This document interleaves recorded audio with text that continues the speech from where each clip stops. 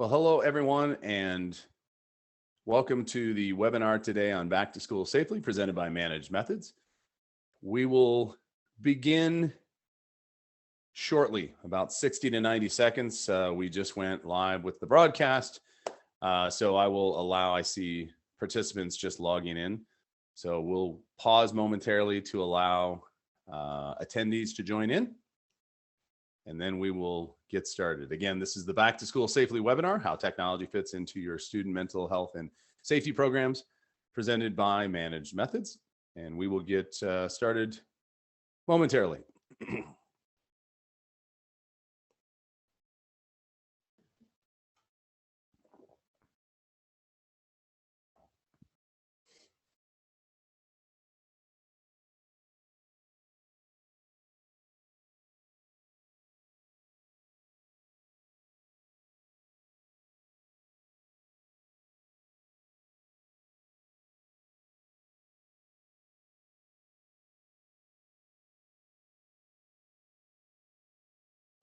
Again, thank you if you're just joining us. My name is David Waugh with Managed Methods. This is the Back to School Safely webinar. We will get started momentarily. We still see some attendees logging in, and we're just 2 minutes past the hour, so I'll give it just about 30 more seconds, and then we'll get underway.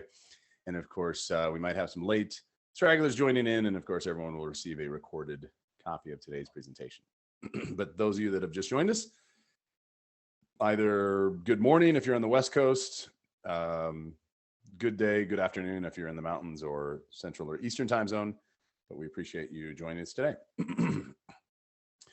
Alrighty, well, we'll just go ahead and get started here. We're about 3 minutes past the hour, 12 o'clock noon here in the Mountain States. Hello, my name is David Waugh. I'm with Managed Methods, coming to you live from our world headquarters in Boulder, Colorado, at the foothills of the Rocky Mountains. Some blue skies. We had a little bit of rain this morning, so that's good. We like the moisture. Beautiful autumn, well, not quite officially autumn yet, but beautiful late summer day here in the Rocky Mountains. Again, my name is David Waugh. This is the Back to School Safely webinar. We're going to discuss how technology fits into your student mental health and cyber safety programs. And we are the presenters today, Managed Methods, and I'll introduce some co-hosts, some co-panelists here momentarily. Let's do a couple housekeeping items to get started. Apologize, my slide deck didn't switch there. There we go.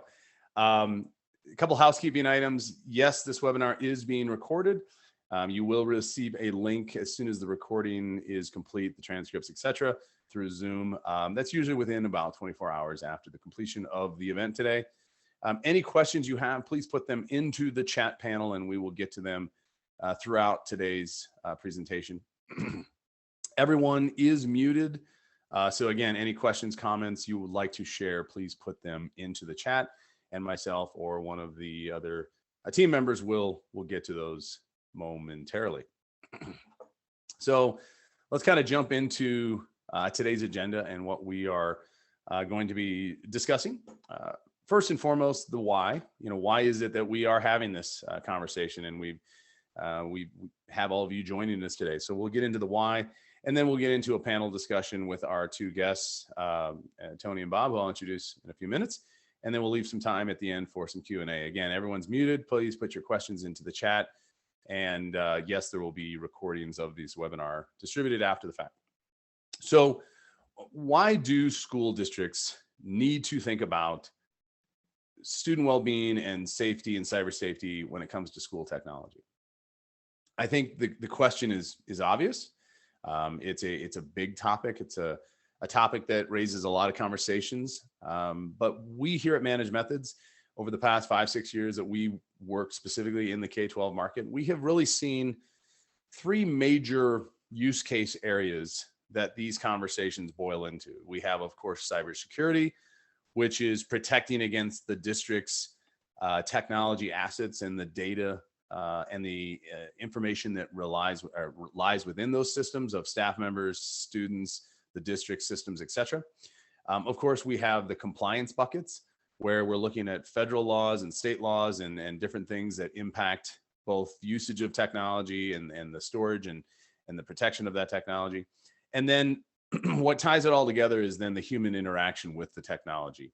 how staff and students in our school districts are interacting with the technology and what are they doing in that technology, which comes into the bucket of cyber safety. So they're all very important components, and we see them all kind of interconnected together. Specifically today, we're going to focus more on the human aspect, the well-being and the cyber safety component of that. Why is it that the conversation of safety is not just purely about the physical safety, locks, cameras, metal detectors, you name it, inside of buildings, but why are we now talking about cyber safety? And that's because everything we do today goes through some form of technology, and over 90% of all K-12 schools in the United States and Canada now are operating in the cloud in some way, shape, or form. At the end of last year, end of 2021, Managed Methods, we commissioned a study through EdWeek Research Center in which they went out and interviewed and surveyed several hundred districts around the United States and Canada. And you see some of these results up on the screen. More and more systems that we use daily in our school districts are moving into the cloud, internet-based. Of course, many of those systems are not necessarily student or parent facing, human resources, financial systems, et cetera. Pardon me. But many of the systems that students and staff and teachers and parents interact with on a daily basis are in the cloud.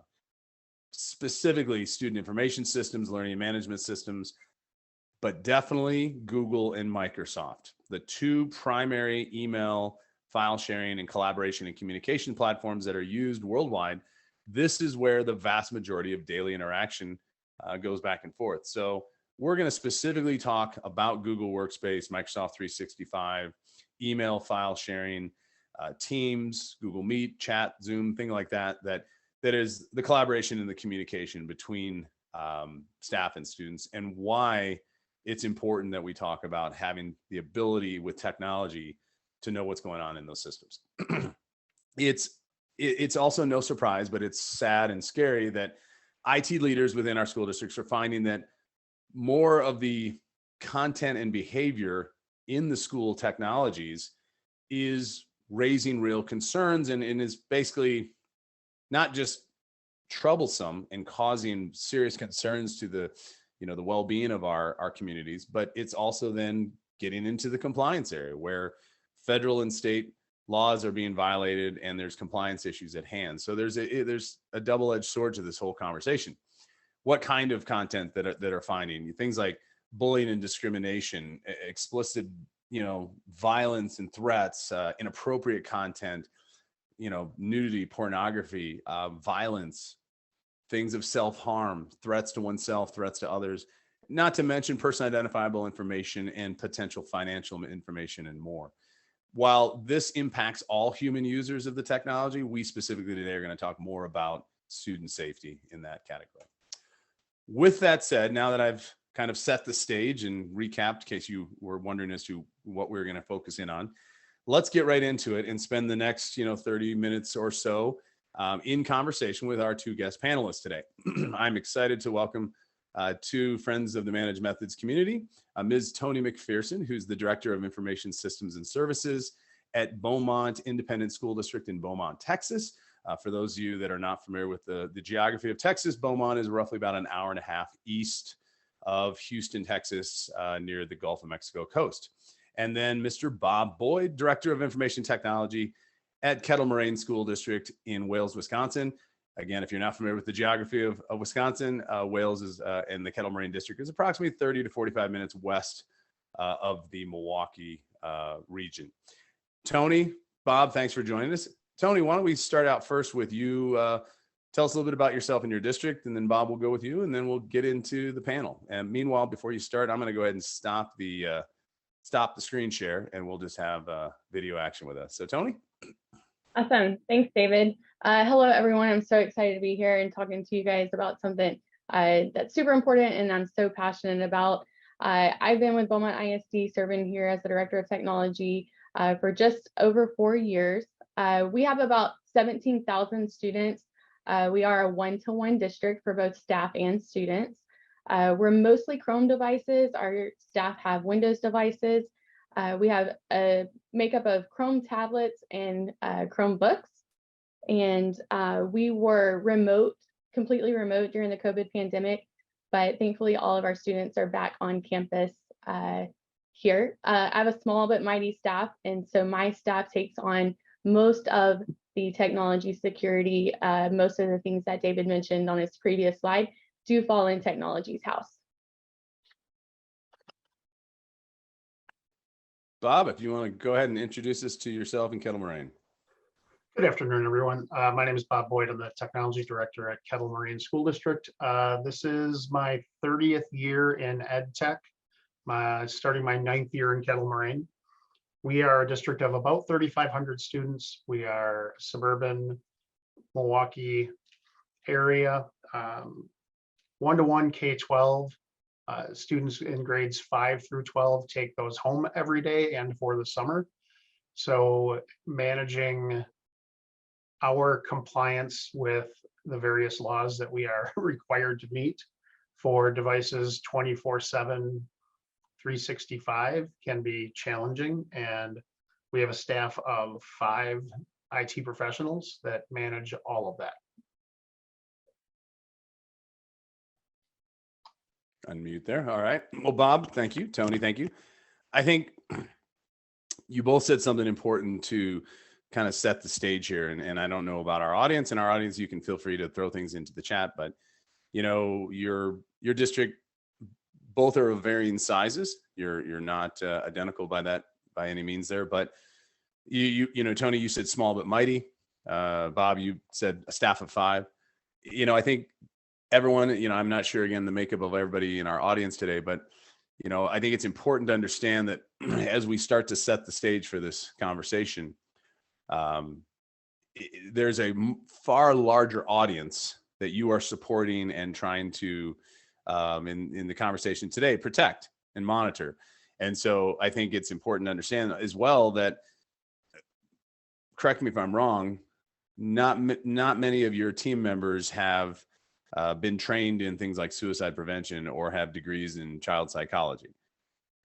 Yeah. And so I think a lot of our audience may, you know, chime in on this as well in the chat, but, you know, we'll get into this, Tony and Bob, as we go through some of the discussion. But I think it's important to set the stage that all of us in this conversation, the reason we're tied together is through technology and technology departments and technology for schools. And yet, instead of really just talking about how we can advance our society with technology, we're talking about the advancements of technology and how it might have caused some harm, and we're trying to protect against that. So I appreciate you guys both pointing out you have small staffs, or small but mighty, as you like to talk about it. Well, let's go ahead and dive in and you know, start talking about some of these topics. So from your perspective, Tony and Bob, and Tony, we'll start with you first on this. From your perspective, why is technology such an important part of your district's safety and mental health programs and process? Well, as you kind of alluded to, technology has become the common denominator that's really supporting what's happening in the education sector here. So much of what our kids are doing plays out over their device or over the internet. A lot of it we feel like is fueled by social media or driven by social media. I know it is in my district here. And, you know, you also mentioned that we're not trained. A lot of IT staff, that's not our first forte, is the social emotional aspect. But I know that me and my staff really noticed an uptick whenever we sent those devices home through the COVID pandemic. Once we lost that brick and mortar safety net, where we had our students, our staff was able to keep eyes on our students, and then that left, it was the brick and mortar became the devices and all the programs and things that we supplied. So then the technology department was seeing all of these social emotional issues and aspects that play into learning happening on their devices. And I'll say that the transition into technology through the pandemic has been both good and bad, because I don't see it going back to the way things were, which is a great thing, because I think that we are making leaps and bounds for education for our kids' future, but also, you know, the types of things that can happen over the internet. We're opening up, you know, a huge can of worms, and I feel like it's a continuous cat and mouse game. with a small staff, that we just utilize tools to help assist our kids, so that way they can be better learners and better students. Bob, you want to chime in on that? Yeah, we've seen similar changes in our student behavior because of the amount of time that we had to spend in virtual learning.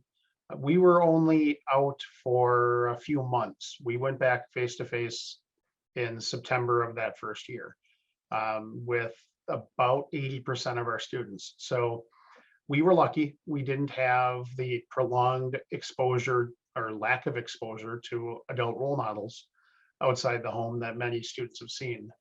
But we have definitely seen an uptick in bullying and in other inappropriate behaviors that if we didn't have the technology in place from Managed Methods and the other partners that we use, there's no way that a staff of 5 could handle the 2,800 devices, 2,700 devices that we have that are out in the what we say out in the wild. We have them fairly well locked down when they're on our network, but when they go home, we don't have the same level of control. So our tech department is the frontline review for all of the alerts that come in from, we use 4 different systems for various parts of our security posture with students and staff when their devices are not here. So like I said, our staff starts the process, and then the next questions go into what we do next. Thanks, Bob. And thanks, Tony. So I think the clear thing that you both, have kind of iterated there is that, yes, technology helps, because without the technology, because you both are dealing with a one-to-many situation, as you talked about, Bob, out in the wild, the devices out there. I mean, a staff of 5 to support thousands of users, in your case, Bob, and Tony's very similar type of situation. So where technology is so vital is because it gives you visibility to areas you would otherwise not be able to see. Like you talked about, Tony, I think a very good point is the device has become the brick and mortar. It's no longer we're protected in these simple walls, and I as a teacher can stand here and see every kiddo. It's the device is the focal point. The technology, the internet, the applications running over the cloud are the focal point. So technology helps. Good. And, and Bob, you mentioned, I know, like a 4X type of technology in this conversation, Managed Methods being one. And Tony, I know your environment very well too. So it's a similar situation. Okay. So let's jump over. Bob, I'll start with you on this one. What types of student safety issues have you seen come up within your students' Google Workspace environment, whether it be, Gmail, Docs, Slides? Now, and I'm using Google as the example in this case because you both are using Google, but this could be Microsoft 365 for those in the audience as well. So in general, we'll say types of student safety issues you've seen inside of email, your drive, your storage, presentations, videos, photos, you name it. So, and are you noticing any changes or new trends in the types of safety issues your students are experiencing now than maybe before? So kind of a 2-part question. What kind of safety issues, and do you see any different types of trends? Pretty much everything you had on your slide at the beginning, I have seen in the last 17 days. We have seen an uptick in the veiled cries for help in the going to websites like Better Health, or looking for therapists in our area, counselors near me, those kind of things. We have a unique environment in Kettle, Moraine, in that we have a legacy high school and 3 charter high schools, all within the same physical building. And one of our charter schools is a high school of health sciences. And so it's difficult sometimes to filter out what is being done in a health sciences area versus what is somebody who's looking for help on a personal level. So the technology is very helpful with that because, again, I'm going to go back to Managed Methods. We can see the OU that the student traffic is coming from. So if somebody is looking for, if there's an alcohol type of alert or a drug one, but it's coming out of our health sciences school, that's more than likely somebody who's doing legitimate research. So those are the things that we see, and the tools set that we use makes it a lot easier for us to provide either proper guidance to the student or proper intervention by our administrative and student services professionals. Ms. Mcpherson, you want to jump in on this? So we see a lot of the same things on the slide. A lot of, seeking help, whether they are veiled attempts, searching for resources, or just outright cries for help and assistance. We also have utilized managed methods to investigate threats to building safety, and we'll go in and utilize managed methods to help us track IP address logins, to isolate if it was me or my friend and who logged in, because that's the first thing they say is somebody stole my credentials or somebody used my Chromebook, or it was somebody at home. And so managed methods has become a crucial tool for us to be able to do that. We also utilize managed methods for email and drive monitoring. We've had some malware come in from outside, or some spam emails, and we're able to go into managed methods and suck those emails out to help prevent any further spread from our users. And that's been a really helpful tool. I will talk about some of the trends that we've seen, in addition to all of the behavior and things that we do catch with the threats of violence and bullying and things like that. A lot of my students know about these tools. Like, we are not shy about any of the monitoring tools that we have. In fact, they're included in our student code of conduct. The one-to-one handbook that they get, our students signed an AUP. So we tell them about all of the tools, but our students have started to self-report things. And so if they observe an issue of bullying, or if they're being bullied, if they know that a fight is going to happen, sometimes they'll self-report because they know that someone else is going to see it, and they don't have to maybe go tattle or go report on their own and maybe be the snitch. And so a lot of our students have started to utilize the tool in a positive way instead of an "I caught you" way. Yeah, I'd like to hop on that one, because we actually have students that now correct their classmates or their friends, saying, this is going to get flagged. You're going to get me or yourself in trouble. Stop doing that. And because of the behavior already occurred, and that's the response, we see the alert, and then we can send that along to our principals, and they can correct the person who had the issue, but also give positive reinforcement to the student that said, stop doing this. Yep. And that is first and foremost, that's refreshing to see as a trend, that technology, as it continually evolves, and the usage of it, the students, seeing that, and it saddens me as a parent of school age children. I have a son in high school and a daughter in middle school. Some of the things that I just even see right now in the first month back to school, that speaking to my son about, or hearing my daughter about. There's already been several teary-eyed moments around the dinner table because middle school is tough. It's her first year at middle school, but I see some of these things, and it makes me sad as a parent, and especially for when, Bob, you just said that you've seen in the last 17 days all of it, as we kind of talked about on the slides.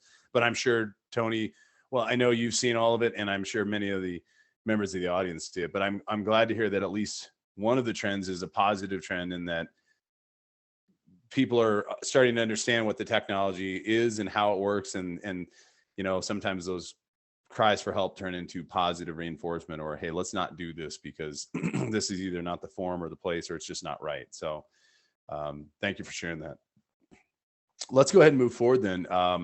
So at a high level, what is your process for working with your schools, students, the resources you have, student resources. I think you mentioned that as a student department at your district. We'll start with you, Toni.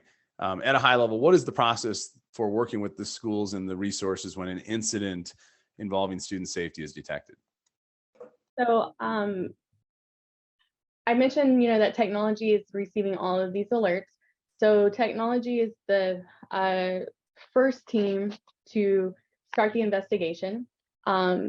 And then technology will receive an alert. And then what we do right there is go ahead and utilize all of our tools to kind of build the story and then, or investigate. And Mr. Boyd also mentioned, sometimes it's an assignment. And so sometimes it might be a false alert or a false positive if it's a student assignment. So the alert might die right there. Or what we would do is escalate to what we have formed as a crisis response team. And that crisis response team is made up of several individuals.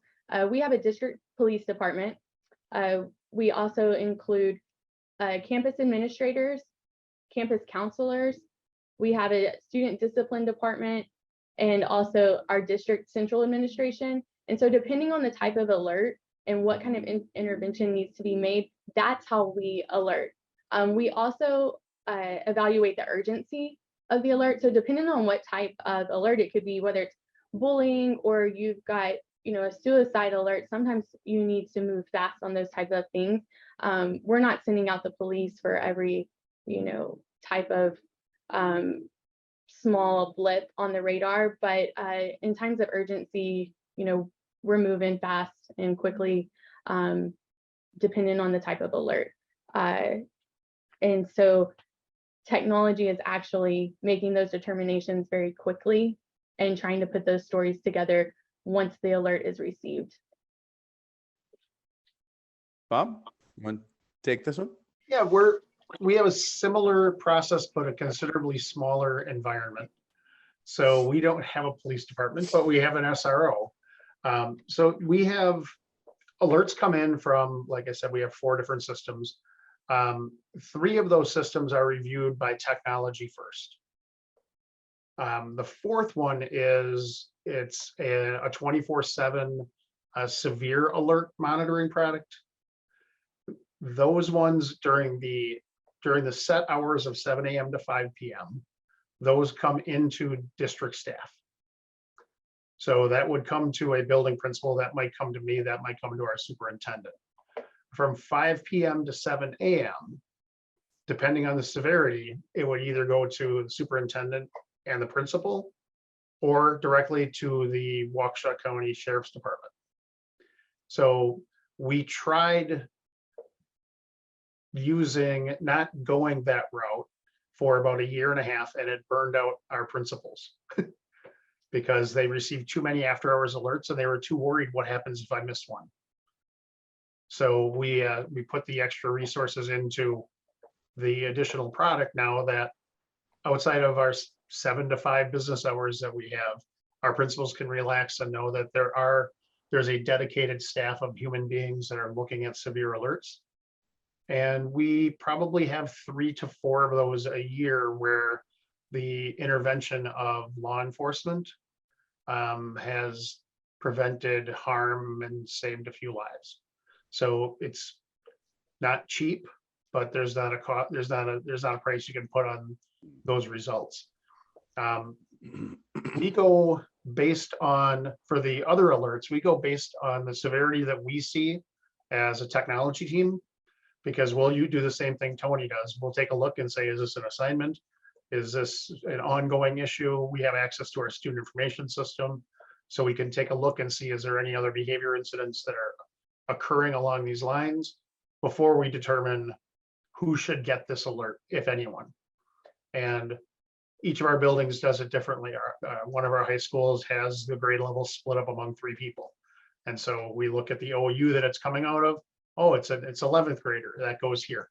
And we just forward it along, and our staff are trained, our building staff are trained to ignore all alerts that aren't forwarded from my tech team. So they don't have to look at all the false positives. Those just get automatically filed by them. when it says issue forwarded by myself or the other people that review these, then they spring into action on those. And that's a good, that kind of segues me to another question. And Bob, I'll stay with you on that. So there's the combination of technology in a reactive format, because the technology detects something and alerts you and others to that situation. Are you also using the same technology to investigate known incidents? And what does that typically look like? Meaning if something is brought to your attention from either the outside, whether it's the sheriff's department or the safety resource officer, a parent, a staff member, how does it look like going the other direction where you? It looks very similar. And if this session would have been scheduled yesterday, I could have shared a lot of things. We had a, playground manufacturer software company that had a breach yesterday. I think that's the best way to say it. Don't All right.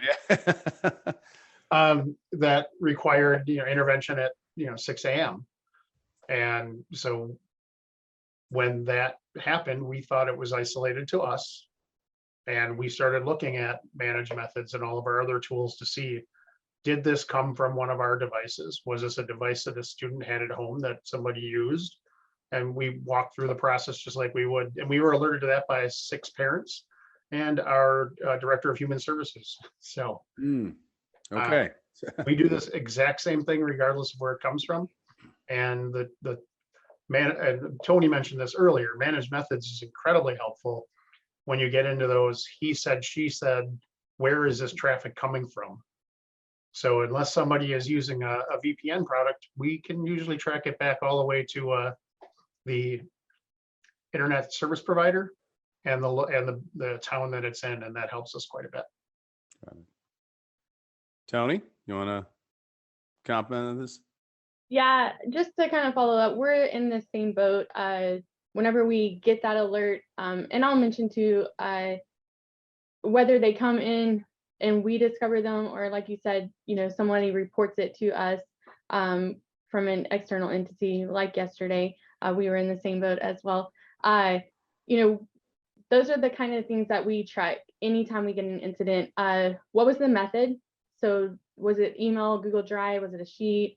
Was it inside of a piece of software? Where did the flag come from? So then we go and check every single piece of tool that we have. So we try to start building the case, through internet history. We go back a few days to see kind of, was there a pattern leading up to this incident, or was it isolated?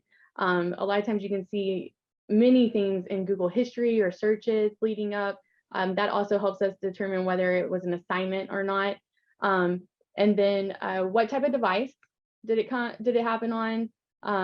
Who's involved? If it's only one actor or more than one actor? So that way we might need to alert more folks.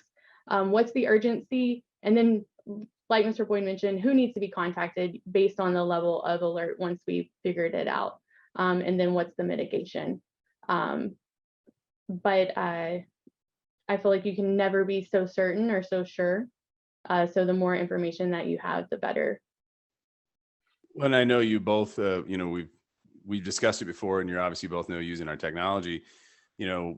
So many times the technology, we've talked about this, I think just earlier this week, Bob, you mentioned it, where it's not just the school issued technology, it's any personal devices that staff or students or parents are using that you allow to get onto your school tech, application. So if a student or a staff member or parent is accessing your Google Workspace or your Microsoft 365 using their personal device, then that kind of circumnavigates some of the other technologies that you both have in your stack. And that's why it's complementary to have solutions that are looking at all these different areas. Some look at specifically the device, some look at the internet, your network traffic, some look inside the box like we do at Managed Methods, looking inside of Google and or Microsoft. So thank you for sharing that. That's important, the way you guys both have shared and explained how that works both directions. So let's move along. Toni, I'll start with you on this one. And this, might get a little bit of a slippery slope. What advice do you have for other districts, our audience, people that might be listening to this presentation either now or in the future, working through the balance of student privacy and surveillance concerns. You're in Texas, Bob, you're in Wisconsin, far apart, different states, different rules, different, laws from the states themselves. But in general, what advice would you have for these districts on how to balance through that student privacy versus surveillance? So first of all, know what you're legally bound to do and what your laws are. Check your funding sources. Some of the funding sources that you might be funding your technology through might have other requirements, such as filtering or what you're allowed to pass through your network traffic or have on your servers, or what those requirements are. And then once you get there, establish what you want for your property. So, and know that that's your device, your network is your property, that email address, those credentials are your property. And so keep in mind what you're going to establish as the boundary for being responsible and monitoring what is the district's property.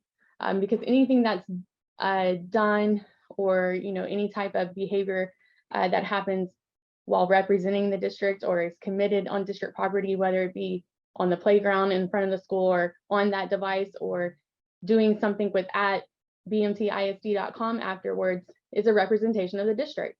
And so that extends into the digital environment as well. And we always tell our students, like I said earlier, we are transparent with everything that we have.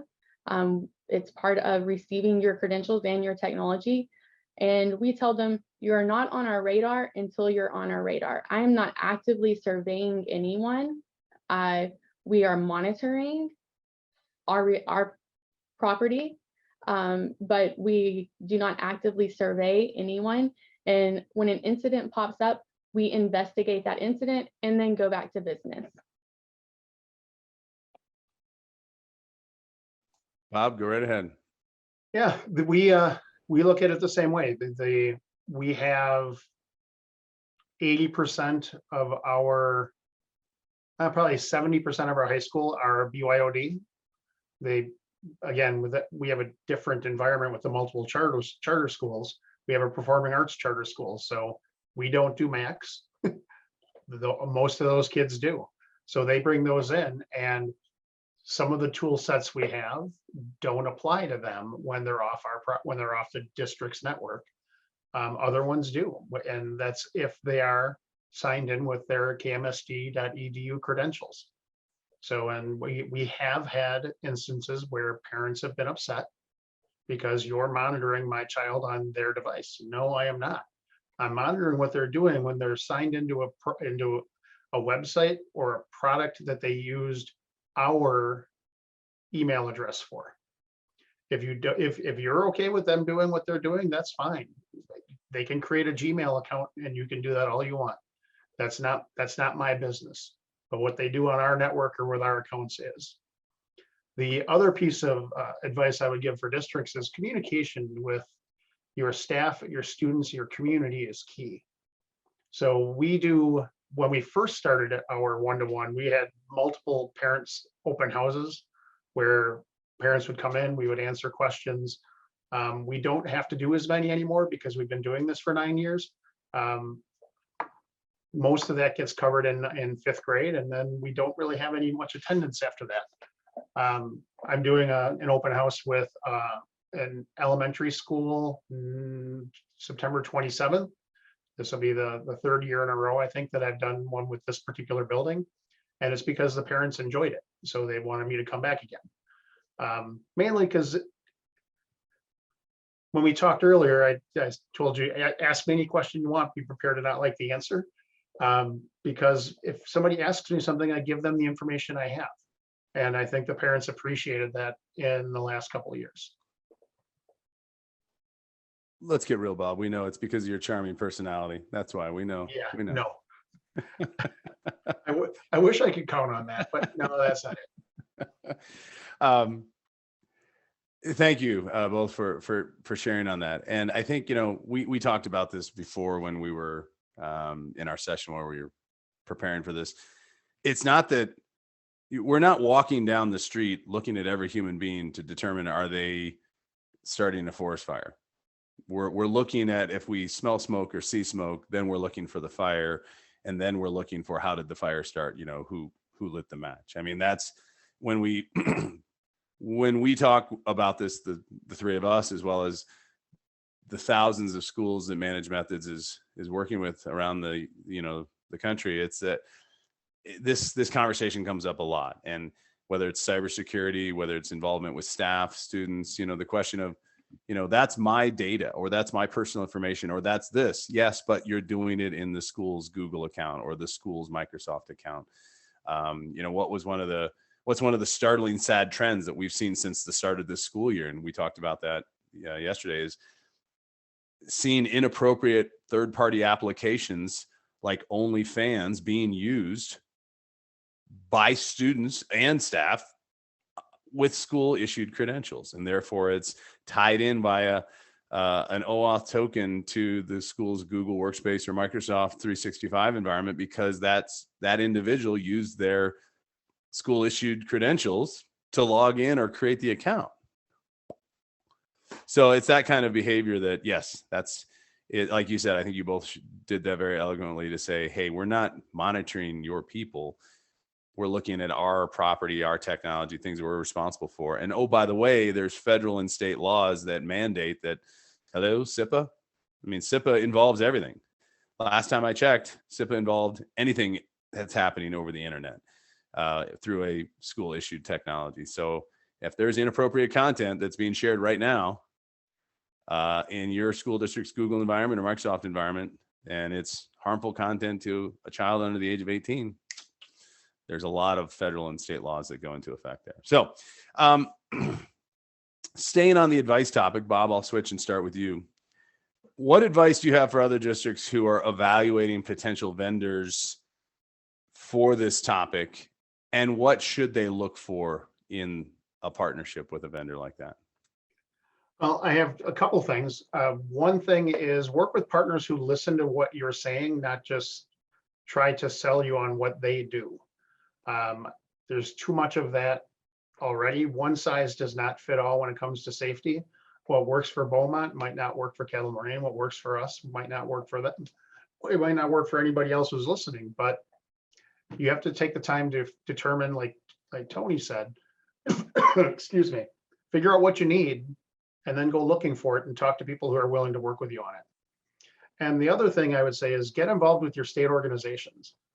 So I'm the current chair of the state of Wisconsin's chapter for COSIN. We provide a lot of assistance through our membership to people who are just looking for, what should I do here? You know, we run technology sessions year long for tech directors, we've done a couple with superintendents. We did a cyber incident response tabletop exercise with our state military tabletop expert 2 years ago. Get involved with your state organizations because they can help you with what works well where you are. Toni, go ahead and chime in there. Something that's really crucial to us is to evaluate your needs, like Bob said, and then your team's capacity. We only have 13 people here on my staff. And so what's within your team's capacity? Bob also mentioned the after hours support and what is in your realm of service. I'll mention this also because it hasn't been mentioned. Once you're monitoring and you know about an incident, you need to take action on that. And that's all the time. That's 24/7, 365. So that's weekends and holidays. And whether you're at a convention, you know, we don't stop protecting our students, but we don't stop protecting our property also.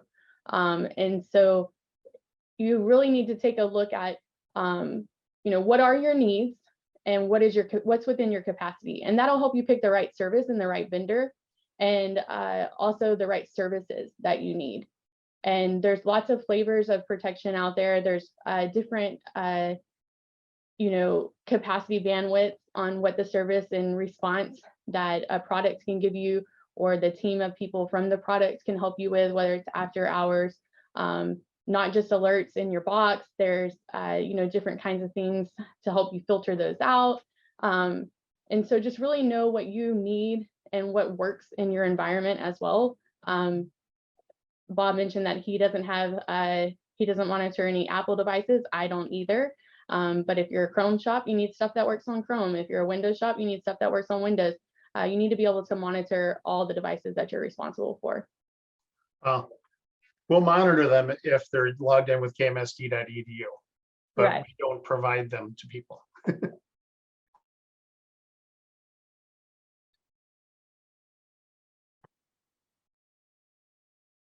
Sorry, I lost my mute button there for a minute. Okay, Tony, Bob, thank you. That's extremely important.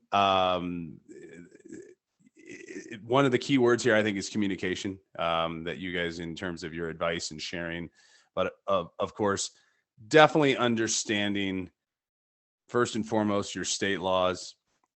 I think everybody's familiar with the federal laws, but there's a lot of differences from state to state, especially within the last few years. More laws have been passed involving student privacy, data privacy, etc. I know some states have even recently passed laws where makes it much more difficult for schools to even monitor their own school issued technology. So definitely communication with your administration, your school's leadership, understanding your state laws. And Bob, I think you made a very good point. And Tony, I know you're very much involved in state organizations. Get involved with your local COSN, ISTE organizations, etc., and talk to your peers, because I think you made a very good point, Bob. One size does not fit all. What's good for Tony may not be good for Bob, and vice versa. So, while we like to think managed methods is good for all, it still is with everybody out there. Everybody needs to take a look at these things. So let's open this up to the audience for some Q&A. Hence why I put this slide up there. So to our participants out there in the audience, if you have any questions you'd like to ask either one of the panelists, Bob or Tony, or you have a question for me in managed methods, feel free to throw that into the chat, and we'll address those. As a reminder, a copy of this presentation, the recording, will be provided to you within 24 hours, give or take or so, of the webinar finishing today. And just to remind you again, we Managed Methods are a leading provider of cybersecurity, data protection, and student safety solutions for Google Workspace, Microsoft 365, Teams, Zoom, WebEx, Meet, etc., specifically dedicated to the K-12 environment. The beauty is today, there's really nobody else out there that can give you what we can give you inside of Google, outside of Google and Microsoft, inside of Microsoft, etc. We work closely with our partners with Google for Education and Microsoft for Education. And we work with thousands of schools around the United States and Canada. Obviously, you've heard from two partners today. Don't just take their word for it or our word for it. Try it for yourself. And this kind of goes back to what Bob shared. One size doesn't fit all. And we work with school districts of all different shapes and sizes. But if you'd like to see for yourself and see what's inside your Google Workspace in your Microsoft environment, do a free risk assessment with Managed Methods today. You can go to managedmethods.com, or when you get a copy of this presentation, click on that link. And for 30 days, we'll give you a complimentary deep dive visibility and audit of your environment. And you can see, are you dealing with cyber safety or issues that you didn't know were there before? And I know that both Bob, you and Tony, of course, both experienced the free trial. That's how you got started with us. That's how every single customer gets started with us. And we think that's a powerful thing. It's like, just don't take our word for it, or even what Tony or Bob say. Take it for a test drive yourself and see if we give you greater visibility than you had before. Any parting words here? I think we got some questions coming up. So do you have a specific person on your staff that looks at alerts, or does everyone look at them? Tony, you want to take that one first? Sure. So I have 4 senior team members, and we are the 4 that handle most of the device and student security. After hours alert, I am the one that gets all of them, escalates all of them, morning, noon, and night. So for my team, there's myself and our registrar, who has extensive experience with security. So we split the duty. So my rule is I check them first thing in the morning and I check them last thing at night. So usually at 4 a.m. and usually at 11 p.m. I check, and then she does the same thing on alternate days. So I do 4 days a week. She does 3 days a week. Okay, that makes sense. Let's see. Another question is, how do you handle alerts that might involve? Oh, okay. How do you handle alerts that might involve underage nudity, sensitive content such as that? Bob, I'll start with you on that one first. It depends on the situation. Everything is situational. Mhm. We try to determine, is this minor to minor or minor to adult? If there's any indication this is minor to adult, we involve law enforcement immediately. If it's obviously minor to minor, we will normally get our building administration involved and parents involved. So they make the determination, the building administration does, whether or not they need to get law enforcement involved. If it happens outside of business hours, outside of our 7 to 5, our SRO is automatically on that list. So I think I can say this without causing any issues. We actually had an incident of that could have led to human trafficking 3 summers ago, and it happened at 7:30 at night. By 9 o'clock, the problem was resolved with the student safe, and the bad guy was apprehended. So because of this type of technology, it pays off, even though it's very, very uncomfortable sometimes. Toni? I just want to add, I've probably killed this, but we want to make positive interventions for our kids. And so part of that minor to minor nudity or pornography, we also want them to know what, what that can do for you whenever you're sharing pornography, taking, pictures of yourself. We've had some instances where kids are airdropping them to each other and they get intercepted. And even though that didn't happen over my network, it still creates a disturbance. And so we try to use even incidents like that as teaching opportunities to say, hey, this can get you in trouble. And, sometimes it can get you in serious trouble. So even if we don't, it doesn't turn into an incident, we always try to make a positive intervention. And absolutely. I mean, we want to try and make it educational and awareness for everyone to know. And it's a sad topic. Again, I know for you folks, as you deal with it every day, as myself as a parent, plus we see it magnified because we work with thousands of schools and we see it everywhere. And then, Bob, to your point, we had 2 specific incidents within the last 4 to 5 months in which it was sad. It's like what you talked about, where our technology discovered what would be deemed as human trafficking, especially since it was going over state lines, where our technology discovered inappropriate content that was leading to inappropriate communications between an adult and a minor, and it crossed state lines. And our technology was front and center and involved with helping resolve that issue. And now it's leading to criminal investigations and output. But the important part is that it was resolved and the child and children in this situation are safe. And it's sad that these are the things that are facing technology departments today, because in many cases across Wisconsin, Texas, and all across this nation and all across the globe, there are IT staffs that don't maybe have as much in place, whether it be technology or process and procedures that the 2 of you have.